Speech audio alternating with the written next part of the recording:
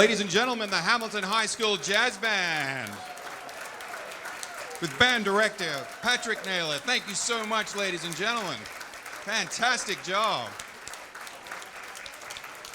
Homegrown talent right there, ladies and gentlemen. The band is going to stick around. They're going to grab something to eat and they're going to join us. Thank you again. We really appreciate it. Another round of applause, please, for the Hamilton High School Jazz Band.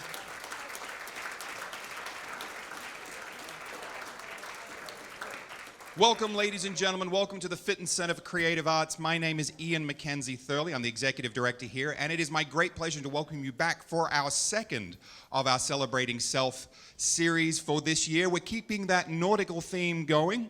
We're getting off the river and, well, getting back right on the river, but this time with maybe a few less helicopters and drones going by. So we're very excited here to have Dan Beery coming to speak to us today. But I do have to thank our supporters out there with the Hamilton Community Foundation, with the City of Hamilton, with ArtsWave in Cincinnati, and the Ohio Arts Council for the sustaining support of the Fitton Center. Thank you very much. We do appreciate it. To our event and travel sponsor today, because there were planes and boats involved in this one, to First Financial Bank, thank you very much. And First Financial also sponsor our live musicians all the way through the year. As you've seen, there's always live local musicians here at the Fitton Center, so we really appreciate that. Thank you to First Financial. To our series media partner, TV Hamilton, right over there, thank you very much. You'll see these guys everywhere in Hamilton, so make sure you give them a big shout out. Get on Facebook, get on to YouTube, and of course live on Spectrum TV there to our good friends at TV Hamilton. Thank you so much. And for a fantastic lunch, we've got the ladies over there from Jeanette's Delicacies. Thank you so much for a wonderful lunch today. We really appreciate it. There's cards of information there if you're looking for catering, not only here at the Fitton Center, but anywhere throughout the Butler County region. Please go and see our good friends at Jeanette's. They're one of our preferred caterers here, and we really appreciate their support of the Fitton Center. So lots going on today. You may have seen a small rowboat downstairs. That was me. Christina Lada, thank you so much for quite literally rowing it across the river and carrying it up into the Fitton Center. When she said she was bringing it across, I'm like, we sent a truck. She goes, no, I'm going to row it across the river, which now seems like a sensible idea. Really appreciate that. And to our good friends at Great Miami Rowing Crew, fantastic for the support. You're going to see lots of them this month, obviously, with One City Book, One Book, what's going on.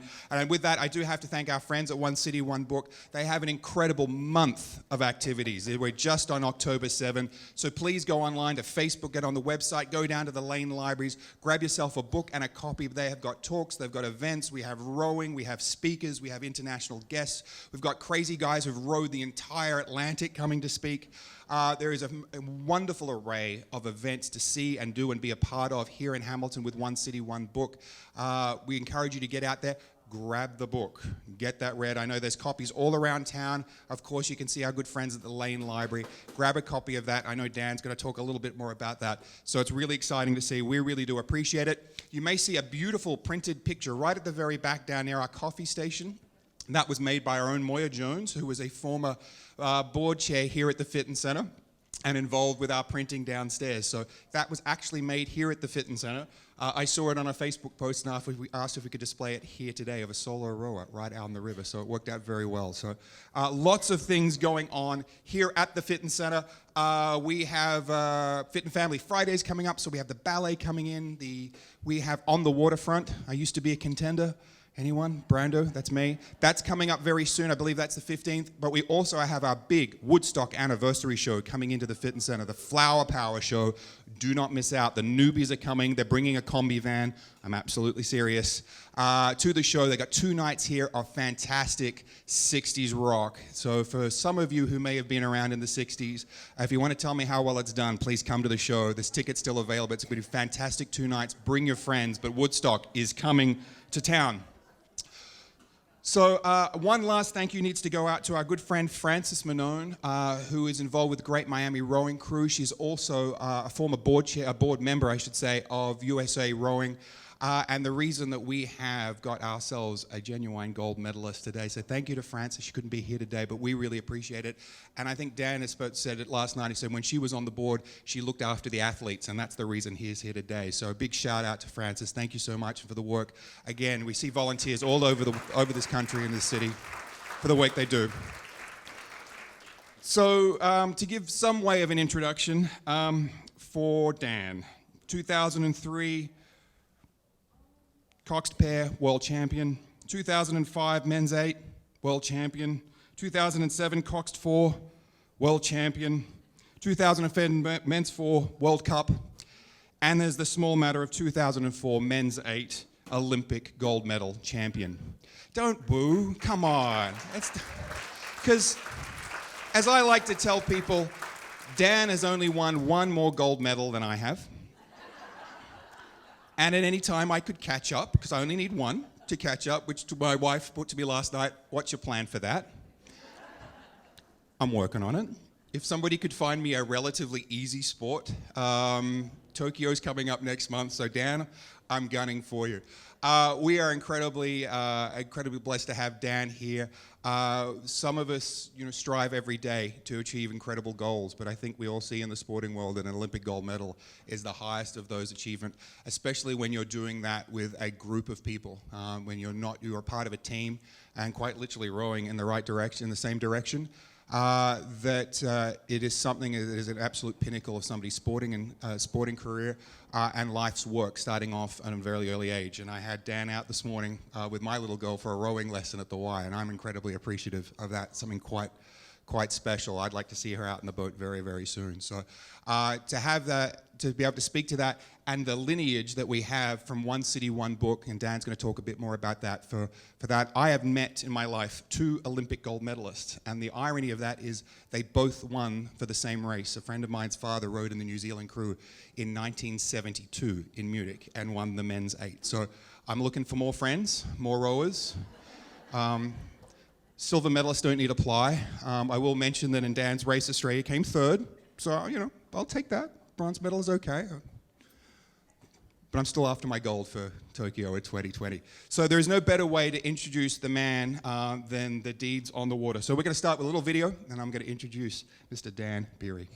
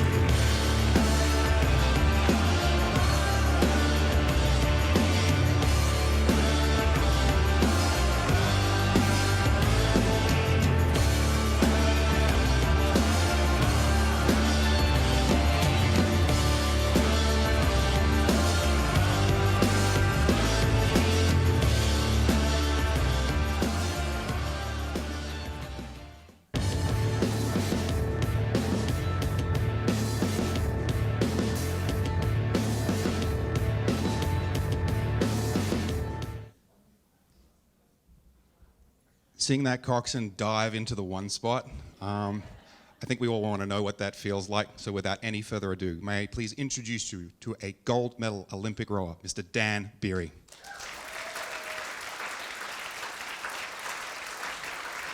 It's not often that I have to do this. That's yours. That's you. Okay, this clicks them over. Yes, it does. All right. Hi. Thank you so much for having me. Ian took me around town last night, and I just have to say my hat's off to you, Mr. Mayor, and thank you to First National, because it's not an easy thing for a town to turn it around once they've taken a hard punch. And the fact that you guys have come together, I was floored when he drove me around and he talked about the plans. We struggled near my hometown in Vincennes, Indiana. We really struggled to recover when we lost important critical industry. And my hat is off to you guys, not just for this, for your commitment to the arts, but for your commitment to rebuilding your community and making this place something that is so special to hand on to the next generation. So I just wanted to hit pause and say I was blown away by that, and thank you so much.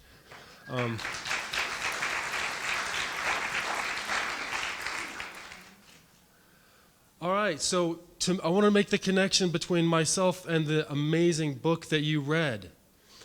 Dan Brown, there's a video on YouTube. How did Dan Brown get in contact with the main character in the boat, Joe Rance? Well, apparently, Dan Brown wanted a fence built, a split rail fence. And at that time, Joe Rance was over 70 years old. And Joe built, as one would when you're over 70 years old, he built him a long split rail fence from hand, carved it and built it. And so through that process and some other activities where they interacted, Joe told him about his Olympic experiences, and that's how the book sort of came to pass. So when you look at that 8, and you've all read the book, or most of you have, you get the feeling that there's a really deep sense of connection among the athletes. And when the author came to Joe and he asked him about writing his story, Joe said, "I want you to make it about the boys in the boat." And so I get a lot of questions when people talk about the Olympics. You know, they say like, "Oh, well, do you guys have to get along?" Well, I mean, there are international crews that win, and there's with some of the guys that kind of hate each other. So you can't do it. But my argument would be that the best crews of all time, crews like this crew from the 1936 Olympics, came from behind. They had a horrible start, right? So they had a horrible start, and they came from behind and won. And the IRAs, they came from behind and won. And the trials to go to the Olympics, they came from behind and won. So I think the crews that don't like each other, and you probably see this in your own lives, people in a workplace that don't really like each other, as long as everything is going perfectly well, they can sustain themselves and accomplish their objectives. When things don't go well, you don't hear about those crews that hate each other that don't succeed later, right? Because crews that don't like each other, that don't get along, that don't have that deep connection to each other, that deep love for each other, the desire to push themselves, they're not successful, right? So the crews that can face adversity and come from behind and win, that can get the bad lane in Berlin when magically the fascist Italy and the Germans get the 2 best lanes on the course. And they can overcome that and win. So I would just say that my argument is that crews and workplaces and people that care about each other, it's not necessary, but the best crews, the best organizations, the members of those teams care about each other, and that shows up in success during adverse times. And I think it's a good example because that's happening in your town. Obviously, it's happening. That there's a lot of love that you guys have for each other and for your town, and that you're working together through an adverse situation. So I think the example set by this 1936 crew permeates through our lives in so many ways, and it's just such a great example to all of us. This letter is from Bob Mock, the coxswain you read about in your book. And I think Ian's going to try to post this online, so I'm not going to read it to you, but he's going to post it online. And this letter is basically Bob telling my teammate, Matt Deacon, who sat right behind me, telling him about how rewarding it has been that they've stayed in touch over the years, how rewarding it's been that they look out for each other, that they're supportive and encouraging, and that they get together for barbecues at least once a year, and they made that commitment. And since we got this letter, we have made that same commitment to each other, to get together at least once a year, in whole or in part. And that has been so rewarding, and this letter was so special for us. And I believe that Joe is on the second.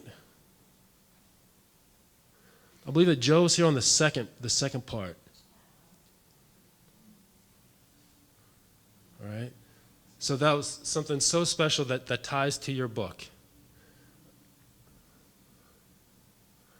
Okay, this picture is really special to me. So you read the book, right? George Pocock. Right? George Pocock had a son named Stan. Stan Pocock coached my coach, Ted Allison Nash. Right? So there's the lineage from George to Stan, Stan to my coach, Ted Nash. And Ted Nash taught me a lot of the things, a lot of the sort of the mechanicals, the spirit, the thought process that goes into rowing, how and why rhythm and swing is so important. So this picture is very, very special to me because that's Stan Pocock coached my coach in 1960 to a gold medal in that exact seat, in that exact boat. So I just thought this was the coolest picture of all time, for me to be shaking hands with Stan and sitting in the seat where my coach won his gold medal in that exact seat in the 1960 Olympics.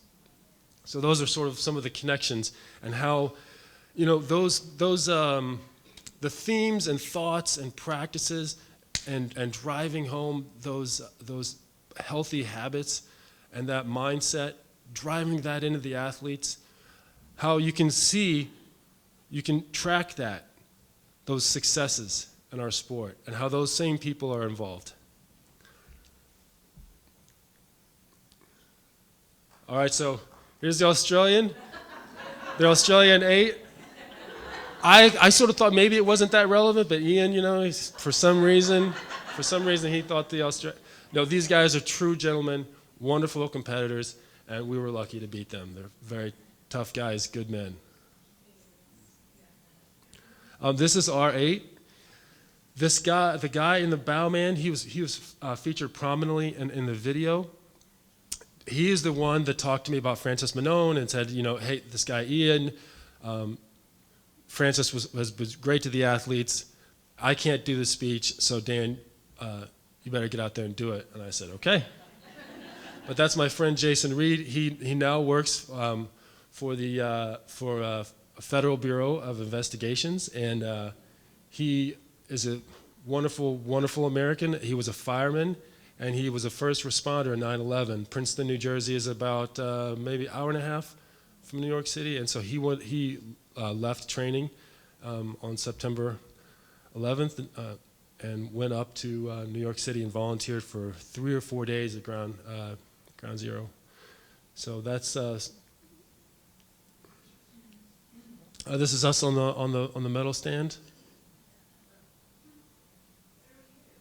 And here we are. Oh, you want me to show? Okay. In the video, I'm the guy with the wristband, because I would get splashed and it would run down my arm, and I'm not trying to sell Nike, but it would run down my arm and get my hands wet, and I didn't like it, so I had to have this wristband here so it would not get on my hands. That's the only reason I wore the wristband. So in the video, I'm the guy with the wristband. I'm on the top, the second from the right. Yeah, I'm the taller guy in the back row. Okay, so I'll try to push through just a few points that I thought were salient, and then ask you guys if you have any questions, because Ian last night was saying that you guys would be terrifying and heckle me, and and asked me some really awful, embarrassing. No, he said that he thought that it would be a great crowd that would be very interested in questions. So we're going to go to questions after. I'll just make 4 points here. How have things changed since the Olympics? Well, I was watching a PBS documentary, and the boys in the boat in 1936, when they were at their trials race, they showed them on the docks at Princeton University. And behind them in the background was the Washington Street Bridge. And when they panned around, there was the same little shell, it's almost like a garage on the shore where they would pull the coaching launches in. And that same exact little boathouse is there, little miniature boathouse. And you can see the Washington Street Bridge in the background. And I was blown away just to look at those guys and see them, see that sense of relief, and know I had that exact feeling, right? They had just won this important step, and now they've got another mountain to climb when they go to the Olympics. And I could see that and feel, almost see that same sense of relief, but yet there's still a challenge looming. And so have things changed since the? Not really. I mean, the boats have changed. They're about 25 to 30 pounds lighter, and they're not wood anymore, they're carbon fiber. So the energy that you put into the boat, you get more return, right? But any serious rower, right, will tell you that there's something incredibly special about rowing in a wooden hull, and maybe you can't say why, but because it feels more natural and it responds to you differently. So a lot of athletes will say, yeah, I like to race in these types of boats, but if I want to go out and have sort of a more spiritual experience with the water, like the wooden boat in the water is a completely different feeling, more natural. So yeah, the boats have changed a little bit. The training has changed. So that sort of leads me into the next component is, can we win? Can we still win and set world records? Can you still do it without doping? I'm serious. The Chinese, the Russians, we all know about what happened in Russia during the Winter Olympics. They built a hole in the side of the testing facility to sneak out the urine samples and bring back in clean ones. Then they had collected urine samples from the athletes way prior to the Olympics, and then were taking them out of the testing center, and the KGB guys they're not KGB anymore, but they were shuffling back and forth the clean samples to replace the dirty ones. Can we still win without cheating? Well, for us, it was possible, but I'll tell you how. The way that it was possible for us is that we were all fit leading into 2001, right? JR was training in 2001, Jason Reed training in 2001. Leading into 2003, our coach sort of changed our training structure, so we're going to do 19 days on, 2 days off. So a 3-week structure, 19 on, 2 off. Through those 19 days, we would build up. And then overall, we would keep gradually building the overall volume. The farthest we went during one day, and this is at pressure, was 57 kilometers. Right? So as you can imagine, if you're going to do one day of 57 kilometers, that's one thing. But if you start doing day after day after day, week after week, and that goes into 3 or 4 months, then what happens is the guy in 5 seat, Matt Deacon, the letter was written to Matt Deacon that you saw. When I was in a training session with Matt Deacon, he broke his rib, and I could see that his muscle in his back was just shaking violently. And I said, hey, Matt, that's it, man. Let's take it in. And he's like, no. And I said, dude, I'm pretty sure you just broke your rib because your lat muscle is just spasming uncontrollably. And he's like, no, we're going to finish it. And so we started arguing, and then he stopped and turned around and looked at me. And when Matt gets mad, which is never, but when he gets mad, he starts getting red. And then it was up on his ears. And I knew, okay, I was like, all right, we're finishing practice. So we finished practice, and yes, he had a fractured rib. Jason Reed walked up to me one day, and he said, hey, I'm having some tendonitis in my wrist. I can't go today. And I was like, really, tendonitis? I was like, let me see. And you can't see tendonitis normally.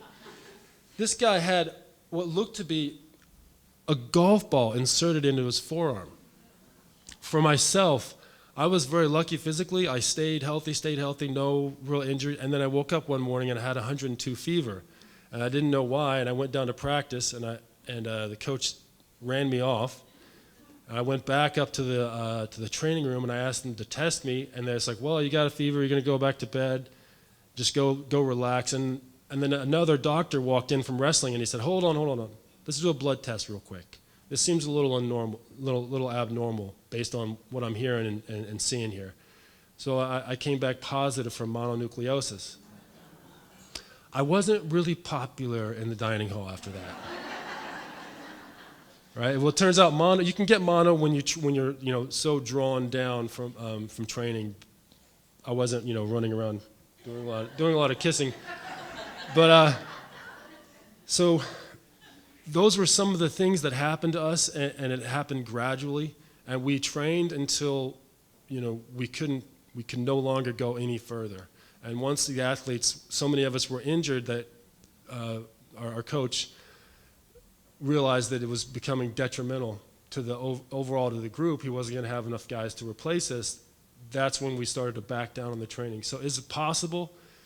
Yeah, it's possible, but it takes a very serious physical, emotional, and it takes a coach that's going to push you past your physical barriers, up to and over and through. And you're going to have some tough moments. When I talk to athletes today, I'll say, when I had that mono episode and I tried to go back down to the boathouse, and one of the guys walked up to the boat and he was walking towards the boat, and I just stepped in front of him and got on the boat, and I was going to walk it down and get on the water. And he just sort of stood there awkwardly like, man, you are an idiot. And so I went down, and I tried to get back in the 8 to go out on the water with the team. And Mike Tatey, great coach, very tough guy, and you'll understand why. He told me under no uncertain terms that if I was sick, maybe I should just go back to my room because he's got plenty of guys that can take my place. And it went on in very colorful language that's probably not suitable to be repeated here, but I let the other guy get in the boat, and you can probably do a satellite shot of the Olympic Training Center in Chula Vista, California. And I walked out of the boathouse, and I started crying. And I was crying as I was walking, and there was a little road, and I walked up, and I took a left, and I was like, I can't, walk around the boathouse crying, in front of my teammates. So I just walked and just kept crying, and then I turned around and walked back, still crying, and then finally I kind of got myself back together, and I went back, and I was at the boathouse, and I decided I was going to take out a single person shell. I was going to show him that I'm not a sissy. I'm committed. So as you can imagine, this didn't go over really well. When he caught me, Mike drove the launch back up, and he started screaming at me again, and I started crying. But I had sort of reached the limits of my physical, mental, and emotional toughness, my endurance. And so a couple of days later, Mike came up to my room. He opened the door, and he said, listen, as it turns out, maybe you're not such a sissy. Doctor tells me you've got mono. Here's the deal. You're flying back to Princeton. In a week, you need to show up at the boathouse. I want you to be ready to go. So fly back, get some rest. We'll see you in a week. And there was a big sense of relief. That was a big sense of relief. But along the way, I do think it's important for us to ask, can we still do it clean? I think we can. I think we can win clean, and we should. When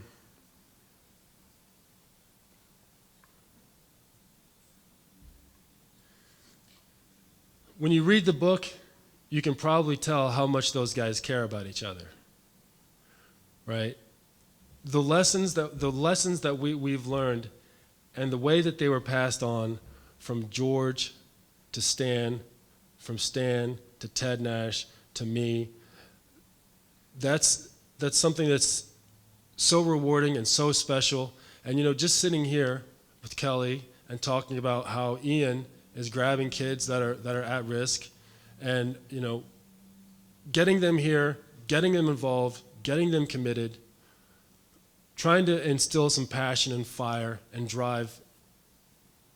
That's critical, right? So I hope that my little speech here has really driven that home, and keep doing what you're doing, and thank you so much for having me. And with that, any questions?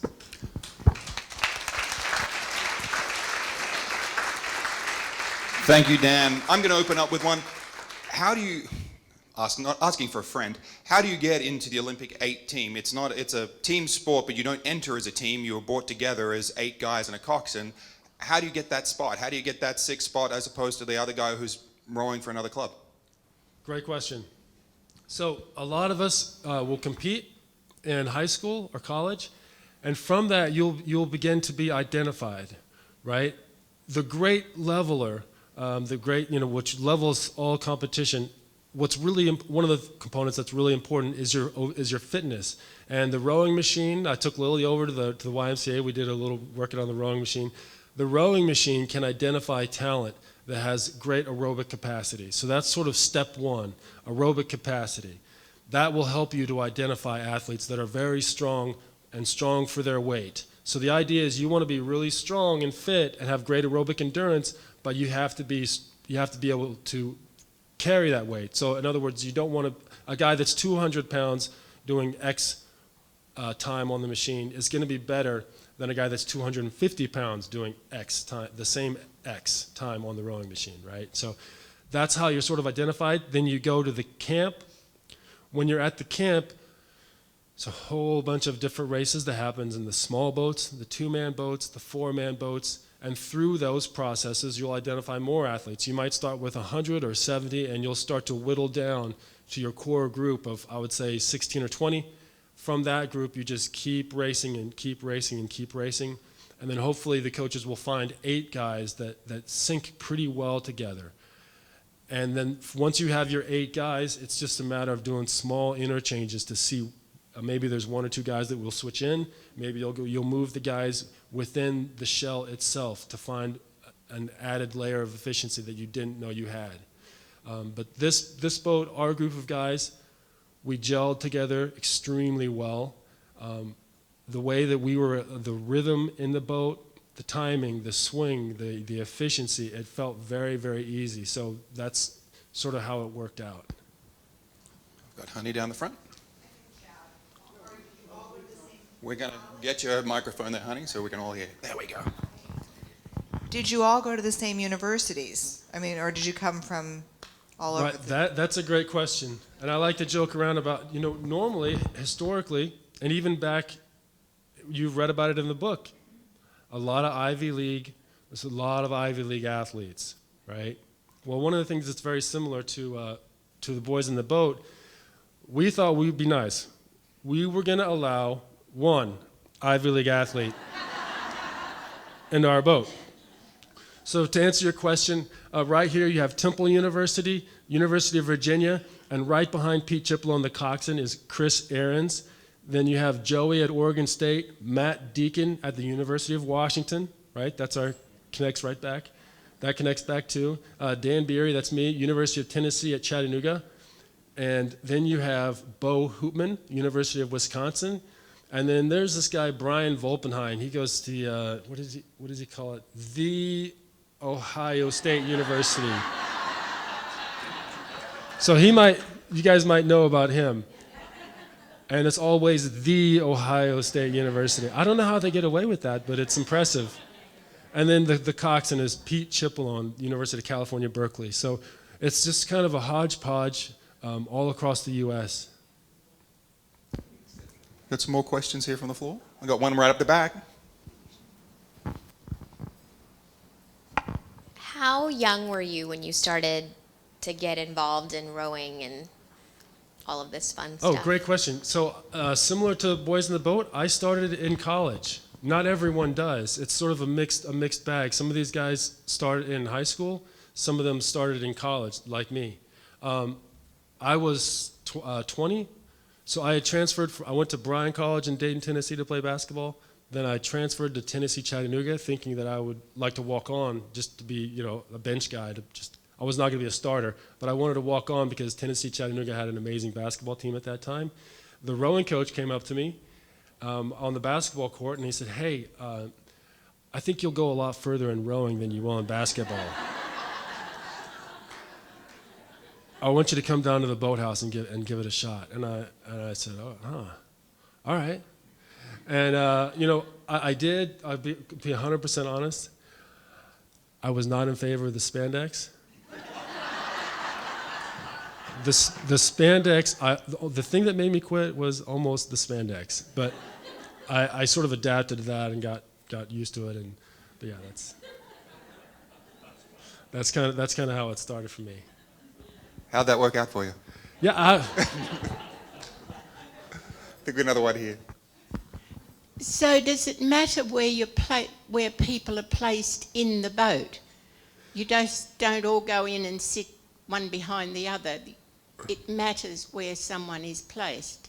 How did they decide that? First, thank you for the wonderful dinner last night.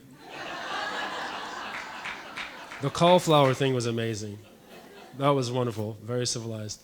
Yes, it does matter where we're placed in the boat. My friend JR, the guy that was standing up in the back of the boat, loves to be in the stroke seat. That's the guy that sets the rhythm. So even though he's 6 feet tall and the smallest one of our group, loves to be in the stroke seat. Don't tell him I told you that, but he loves to be the guy in charge, right? But unfortunately for him in this boat, he was in the bow seat in the very back. But so your stroke seat sets the rhythm, right? He's the guy that's going to help determine the stroke rate. 7 seat, Joe Rance's seat, that guy has to be very, very keenly connected to the stroke man. And then 6 seat, where I was, my job is to follow the stroke seat exactly and make sure there's no interruption in that rhythm as it's transmitted back through the boat. So yeah, it is really, it's critically important. Every guy in the boat is critically important. And when you change a guy out, you can feel it. You can feel a difference. And when we would change guys into this boat, you would definitely feel a difference. There was something really special about that lineup. And how you're sort of placed within the boat can have an effect. And I think maybe part of it's sort of a height thing, and maybe some of it's the weight of the athletes, but our sizes and shapes and the rhythm and the timing and how Brian was just such a wonderful stroke. It was critical, because if you change those parts around, they didn't work the same way. Can you talk a little about the left and the right? And so from our conversation last night, there wasn't 8 places on the boat, there were 4 places on the boat, because you got starboard guys and port guys. How do you get to that point? Exactly. Okay, so there are 2 disciplines in rowing. One is sculling. Like when you brought the boat over, she was sculling. The boat that's downstairs, you have 1 oar in each hand. In sweep rowing, you have 1 long oar. That's it. So you're a starboard or you're a port. And so you generally become more adept at one side over time. Who knows why? I don't really know. Either the coach just puts you there and says, you're a port, or he puts you there, you're a starboard. But you will generally zero in on one side, and that's just the way that it works. Most guys don't switch sides at this level. They'll stay on one side for sweep rowing. And then, of course, or they'll go back and forth to sculling. But very few guys will be a port and then be a starboard. So yeah, so in the 8-man boat, there are 4 seats on each side. I've got one down here, who I believe is a former Olympic rowing official. Yeah. In your Olympic race, what was your stroke rate at the start, in the body, and in the sprint? I just reviewed this. I'm really glad that I did before before I came, because I was afraid there'd be an expert here like yourself.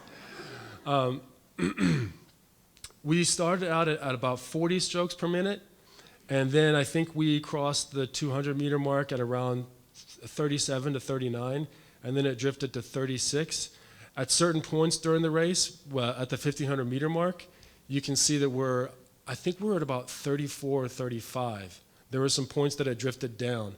And at that, we really wanted to conserve and be really long because we thought we might need a sprint and that we may have gone out a little bit too aggressively.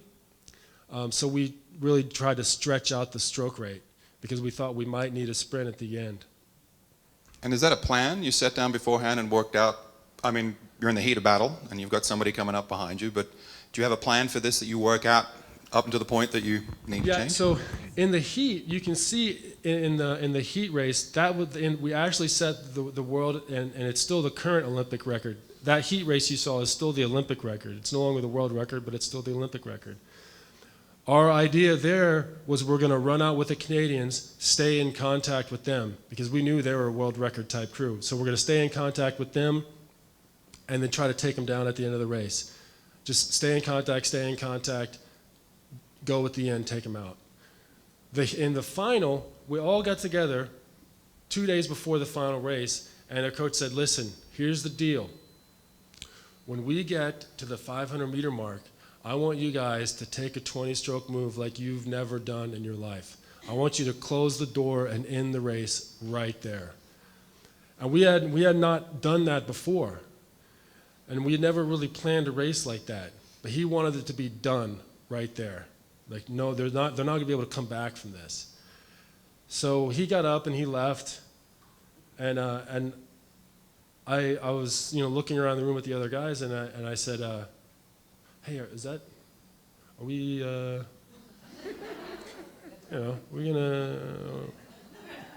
doing that, or it seems a little bit, I don't know. And then Brian, he puts his hand on the door, and he turns around and he looks at me, he's like, yeah. And then he just turns around and walks out. And so that was the big strategy planning session. He told us. We were like, is that what we're doing? Brian says, yeah. All right. And so we practiced it a couple times on the course and executed it in the race. And you can see that if you were to watch the whole race of the final, you'll see a big gap open up. And then from that point, we really wanted to conserve. And then as the stroke rate, as your question alludes, you're wondering about the stroke rate. As it drifted down to 34, Pete became a little bit concerned and we needed to bump it up a little bit. And so we knew that if we didn't mess up and we stayed at that 34 and then came back up to 37, 39 and sprinted, they were going to be out of real estate. We're going to be able to run it, they're going to run out of real estate to catch us. And so that was really the game plan at that time. Good question here. Did you by any chance bring your gold medal with you? Yes. Kelly, it's in the black case. And thank you for reminding me. We should pass it around. As long as I get it back. I'm going to get it back, right? Wow. So please pass it around. I'd be wearing that thing around with me every day. This thing? Oh, great, yeah. So just a real quick segue. That medal is a little bit beat up because I volunteer with an organization called American 300, and we do troop mentoring, and I've been all over the world. I've been so blessed, Afghanistan, other places in the Middle East, to meet with our soldiers, talk to them about training, talk to them about resiliency, which is something that's the DoD is really committed to having, total force fitness. So that medal's been everywhere. It's a little beat up, not because I don't take good care of it, but because it's jumped out of an airplane with a Delta Force operator during a training rotation, which was incredible. So I think there was some questions down the front here. Here. I have a question about when you were talking about starboard and port. Does that affect how you develop? Like, do you have to work out the other side if you're like a port rower? Yeah, exactly. It can. During certain portions of the year, you're really focused on being on the water and zeroing in on that. But there's about a 4-month portion of the year when we're generally inside on the machines. So you might have 6 or 7 of your workouts out of the 15 or so, 10 to 15 workouts are going to be on the machine.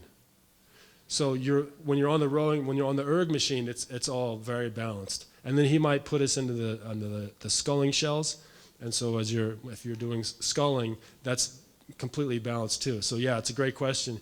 it is important that you maintain some sort of physical balance so that you're not just completely rowing on that one side all the time. I have a question further back about the stroke rate. So when you're mid-race, does the stroke person, do they have something that tells them what the stroke rate is, or is it a intrinsic feeling that they know kind of whereabouts it is? Right, okay, great question. So Pete Cipollone, the coxswain, a coxswain in the rowing race, just like you read about Bob Mock, the way that Bob planned the IRA race, he had a plan, and he said that they were at 28 through the first 2 miles. So the coxswain is executing the race plan. He's steering the boat. He's got these toggles that are connected to the rudder, and he's also calling out the cadence and executing the coach's race plan. So he's the one that's communicating. He's telling you where you are in the race, where the other teams are. You can tell, once you're an experienced athlete, you can tell, and you can just sort of, out of the corner of your eye, you can see when the other team is laboring a little bit, right? It doesn't look fresh or easy or efficient for them. So you can kind of see that a little bit out of the corner of your eye, but the coxswain is really telling you what the stroke rate is, what the race plan is, where the other athletes are. And sometimes he's adapting that a little bit on the fly. Oh, yes, the stroke seat has a magnet under his seat, and that magnet crosses back and forth over a sensor, and that sensor sends a readout to what's called a Cox box. There you go.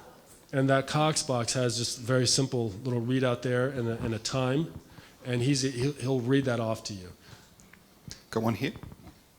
In the year leading up to the Olympics, how many competitions are you competing in, or is it all training? It's a lot of training, and we're racing against each other. One of the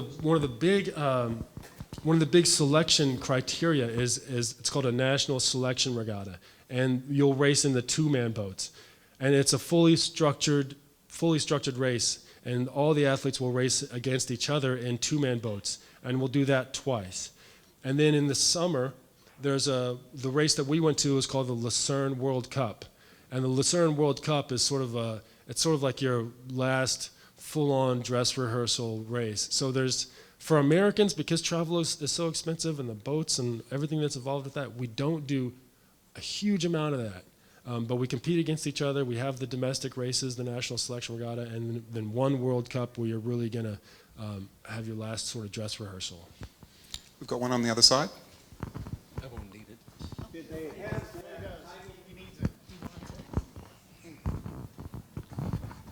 Did they have the timing devised in 1936, or was the man doing it all in his head?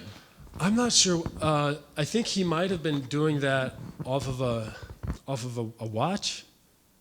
He might just have a watch and just sort of doing the math like really quickly in his head. If he's looking at a stopwatch, 3 strokes in 10 seconds, 4 and 15, something along those lines. Somehow they knew, and I'm not 100% sure how they did that. They had stroke watches? So in the boat itself? There you go. There you go. Can you see the other teams when you're racing, or you're just looking at the coxswain or looking back down the course? If you're ahead, you can see the other teams. And that's nice. It's actually a really good feeling. When you're taking off, I think that it is so loud when you take off in the Olympic final, because you can imagine 6 boats, everyone rowing, max power, max speed, and the coxswains are screaming.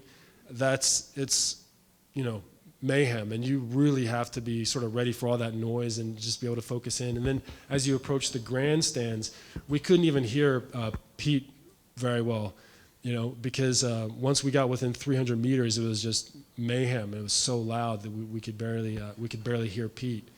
But yeah, that's. I have one for you here. My question was originally about the communication. I wondered if you could talk to each other. Have you ever been in a race and something's happened to, say, one of the guys out of the 8, and you had to pick up? What do you do in a case like that? Yeah, our 8 was sort of unique in that there was some communication. So in other words, with all the things going on and the coxswain's trying to steer, it's actually really hard to steer an Olympic 8 and do it skillfully because it's sort of jumping around. Like one guy you might hit a wave and one side of the boat you got 4 guys completely connected, and on the other side of the boat you have for a split second 3 guys that are completely connected. And so the bow of the boat, boom, just jumps over, and the coxswain has to steer it. So yeah, there'll be those moments where it's like you have to sort of recognize the fact that the boat just jumped over to starboard, and before and during the coxswain calling it, you're easing off a little bit on your side. It has to be sort of an instinctive thing. One of the guys might say, like JR just screamed out, "Down and away," because the waves were so big, and he could sort of see it out of the corner of his eye. The waves were picking up.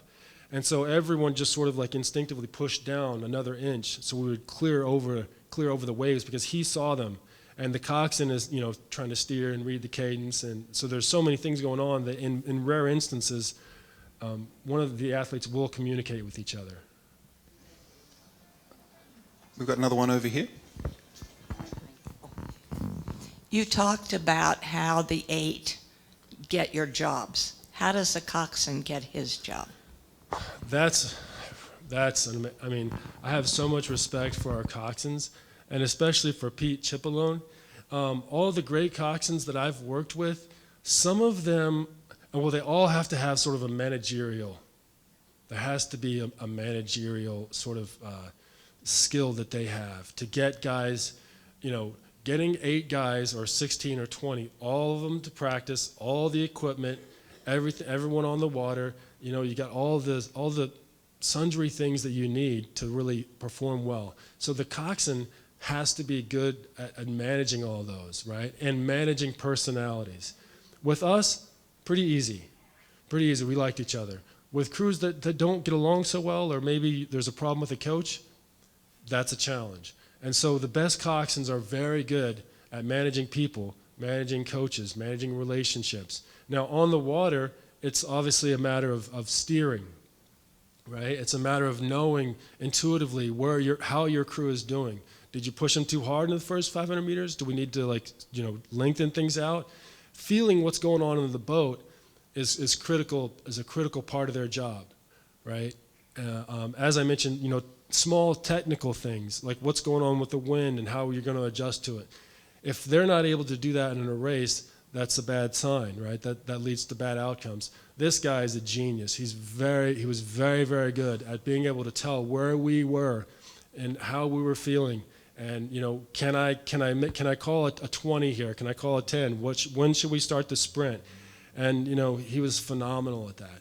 So yeah, they're critically important. Communication is amazing, and communication is an amazingly important part of their job. And I would highly recommend that if any parents have a small sort of diminutive little guy or gal that has a big voice and a big personality, being a coxswain is wonderful for them, and it gets them involved in a sport where they might just be walking the hallway. So if you have a little person with a big personality, they're generally great coxswains. I got one last question we got from our band up the back. So going back to when you were talking about how you ended up going from basketball to rowing, how did you feel about, one, switching over, and two, just changing how you had to work out and make sure you could do it correctly? That's a great question. The transition, in high school when I played basketball, here it's very structured. Like you go to the gym here, the technique, and you're gonna shoot your free throws. And when I went to college, we would run the floor, run, game after game after game. Open gym was really important, and so I actually developed a lot of fitness through that. And so when I transitioned into rowing, it was tough, and I joke about the spandex, but it was a tough transition because I was going from, in basketball, you can be a hero, star, individually, recognition, all that sort of thing. With rowing, you're subjugating yourself to the group. I'm one guy out of 8 guys in a coxswain that went to the Olympics and set a world record and won. I'm just one guy out of that group, and it's different. Training-wise, yeah, absolutely right. It's a big adjustment training-wise, but learning how to fit into that group, learning how to add to that group, learning how to get along with each other. I mean, those are critically important things, and you're going to be spending 4 to 6 hours a day within 3 feet of that guy behind you. And you're going to be exhausted and cranky and tired, and it's raining, and all the things that happen. So you better get along, and you have to learn how to do that. And I think that's a life skill that I learned. It's invaluable, but you're absolutely right. Sort of the adaptation and how to go from basketball to rowing is tough. The fitness is somewhat similar and can cross over. The interpersonal is the interpersonal changes that you have to undergo are big too, and very important. Dan, I got one last one for you. Sure. Crossing that line, what does it feel like to win an Olympic gold medal and climb that mountain? I think I was very relieved, but because we had, I felt as though we had trained and prepared so hard, and I just remember thinking, man, I can't believe all the cheesy things coaches told me are true. All those cheesy things. All the cheesy things are true. And working hard, being committed, being a good teammate, and if I can go a little bit, one of the things Mike talked to us about was being complete, like being complete as an athlete.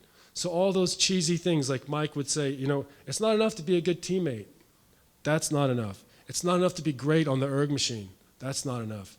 It's not enough to be a good racer. If you're a great racer, but you're not interested in being a good teammate or training until you break, if you're not interested in that, then you can be a great racer, but you'll never win at the highest levels. So he would talk to us about being complete. And as I won, I realized, that's what it takes. It really takes a crew of athletes that are complete. They want to race. They love being there in those tough moments. They want to challenge themselves. They want to train. They want to be good teammates. They are good. They're good with each other. They believe in themselves and their teammates. So I just remember as we were going over towards the awards dock, just sort of feeling a little bit sheepish that I maybe should have believed more in all the cheesy things that I had been told, because they're actually true. Ladies and gentlemen, gold medalist, world champion, a fantastic gentleman, Mr. Dan Beery. Thank you very much.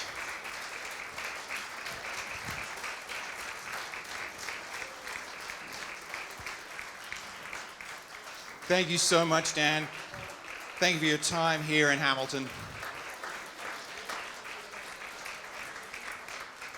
Absolutely incredible. Don't forget to grab your copies of The Boys in the Boat. So much. We've just started with One City, One Book, going all the way through the month of October. Once again, we encourage you to get to your libraries and to schools, get these books in the hands of your kids and your friends. So much going on in this wonderful city of Hamilton. Thank you to the One City, One Book team who have got a message for me.